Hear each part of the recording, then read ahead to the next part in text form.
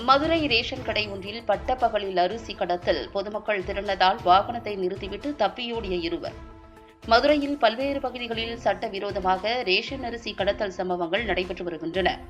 இந்த நிலையில் மதுரை ஆரப்பாளையம் பகுதியை ஒட்டியுள்ள விசுவாசபுரி 2வது திருப்பகுதியில் ரேஷன் கடை ஒன்றில் பட்டப்பகலில் ரேஷன் அரிசி மூட்டைகளை சிலர் வாகனத்தில் ஏற்றி அதனை வெளிமாநிலத்தில் விற்பனை செய்வதற்காக கடத்த முயன்றுள்ளனர். இதுகுறித்து அக்கம் பக்கத்தில் உள்ள பொதுமக்களுக்கு தகவல் கிடைத்தவுடன் அவர்கள் ஒன்று திரண்டு நியாய விலை கடையை நோக்கி வந்ததால் நியாய விலை கடையில் ரேஷன் அரிசி திருடிய இருவர் உடனடியாக அங்கிருந்து தப்பி ஓடியுள்ளனர்.